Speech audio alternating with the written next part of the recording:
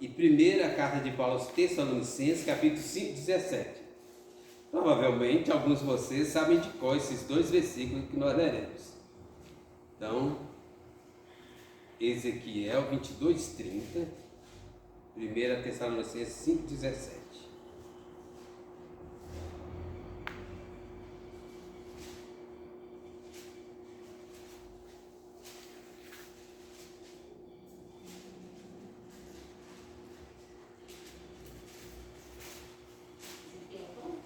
Ezequiel 22, versículo 30.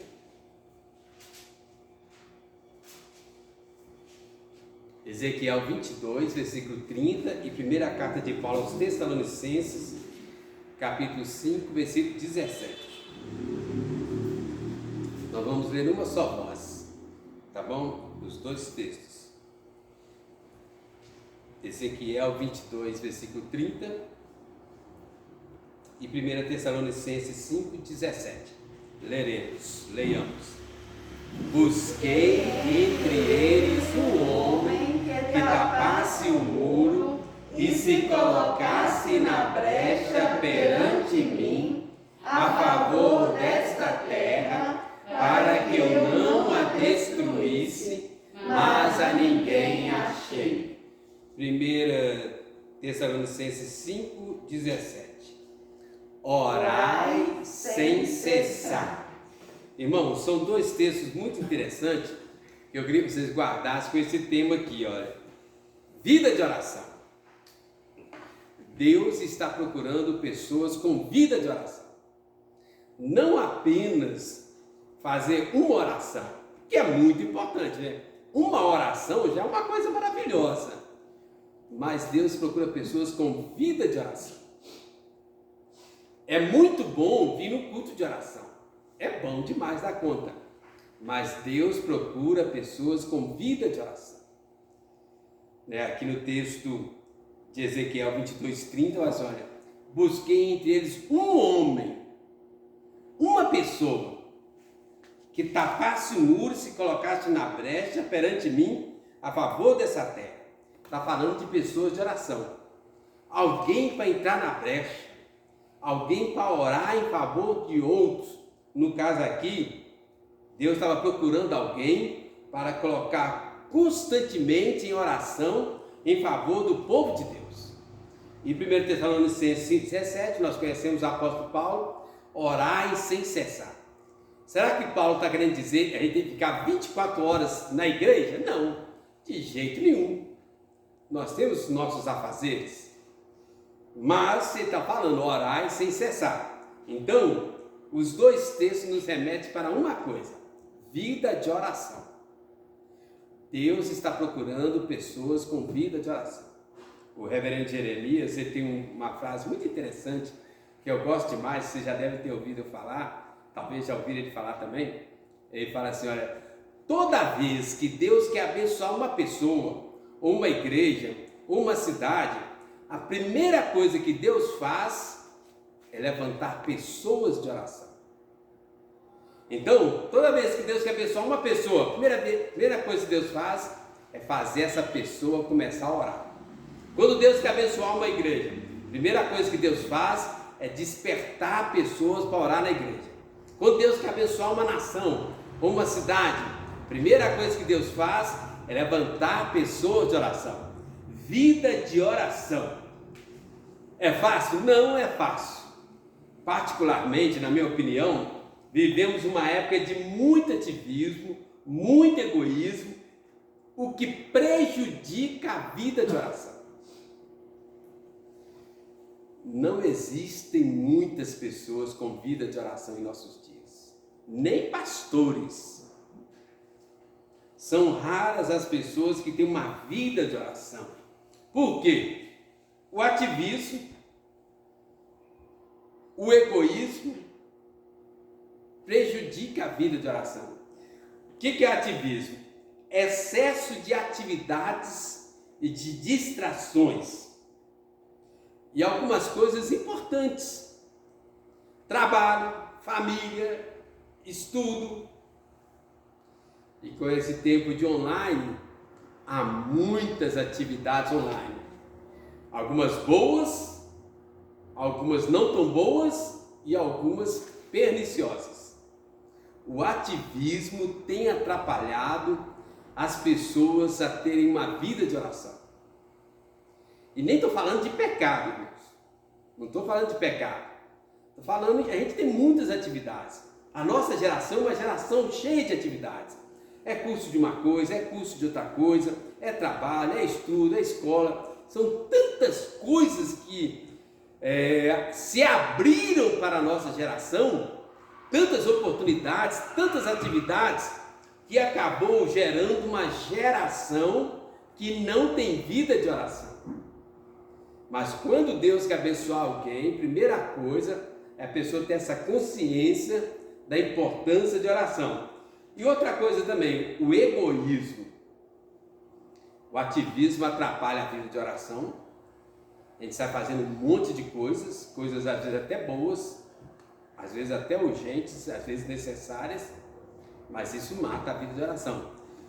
E o egoísmo? O que é o egoísmo? Buscar a autossatisfação em primeiro lugar. Preocupar apenas consigo mesmo. A nossa geração é uma geração egoísta, sim ou não? Misericórdia, né? Maridos egoístas, esposas egoístas, filhos egoístas, crentes egoístas, patrões egoístas, empregados, para todo lado o egoísmo. E aí, por que o egoísmo atrapalha a vida de oração?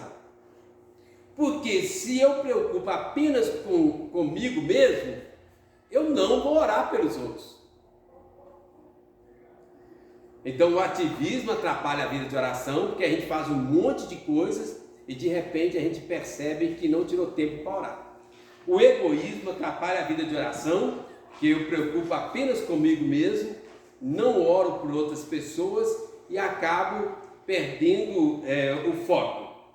A vida de oração, irmãos, por excelência implica em duas coisas: separar tempo e orar por outras pessoas. A vida de oração não pode ser focada em si mesmo.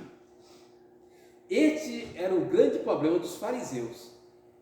Eles oravam de si para si mesmo, diz a Bíblia. Eles não oravam para Deus e nem oravam pensando nos outros. Eles oravam de si para si mesmos e não tinham vida de oração. A Bíblia está repleta de pessoas que tinham vida de oração.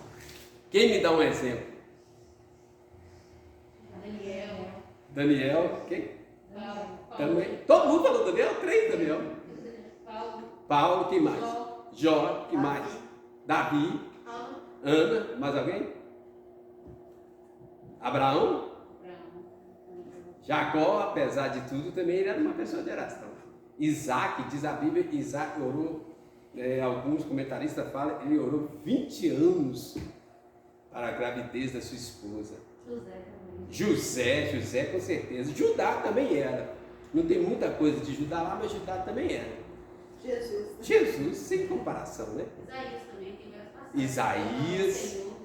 Isaías, Neemias, Jeremias, né? Os apóstolos falam que eles todos eram pessoas de oração. Em Atos, a gente vê que a igreja era uma igreja de oração. Que eles ficaram ali parados, plantados, até a vinda de Jesus, esperando, depois continuaram até a descida do Espírito Santo. Diz que eles perseveravam em oração constante, unânime.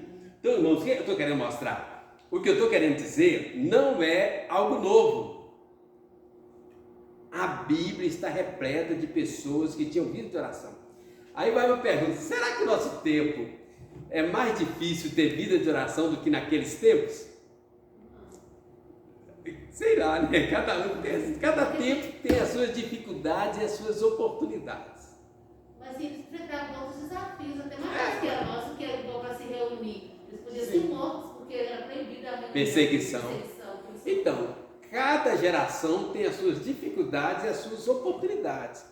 Mas entre a vida, entre a morte e às vezes prazeres individuais, a morte é algo muito mais temerário do que prazeres individuais, entendeu? Nesses tempos a gente está vivendo aí uma época de morte também. Não, sim. Eu sei isso, eu estou falando. Eu digo assim, fala da geração como um todo, Sim. não é só esse momento agora, né? Concordo. Não, eu estou querendo. A gente não tem como comparar, né?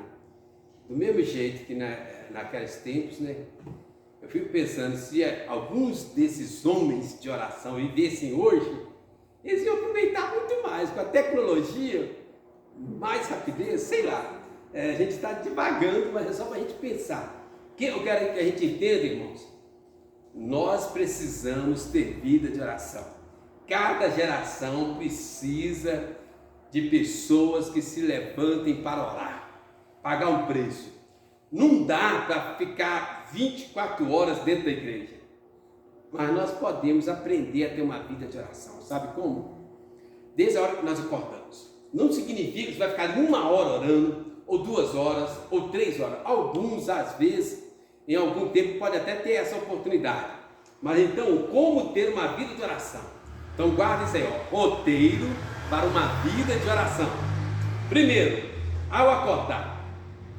Quando acordar, você consagra, entrega o seu dia a Deus, orando por si próprio em primeiro lugar. Primeira oração você tem que fazer por você mesmo. E isso não é egoísmo. Eu aprendi isso de 2 formas.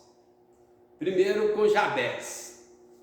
Diz a Bíblia, e Jabez, em 2 Crônicas 4:7, ou 1 Crônicas, não sei, que Jabez, ele tinha uma perspectiva não muito boa, mas ele orou por si mesmo e Deus o abençoou. E também, primeira vez que eu viajei de avião, me chamou a atenção uma coisa. Quando a aeromoça vem explicar, quem já viajou de avião aí ela fala assim, olha, se acontecer alguma coisa, as máscaras irão cair, e se tiver alguém com dificuldade, não ajuda a pessoa primeiro, ajude você primeiro.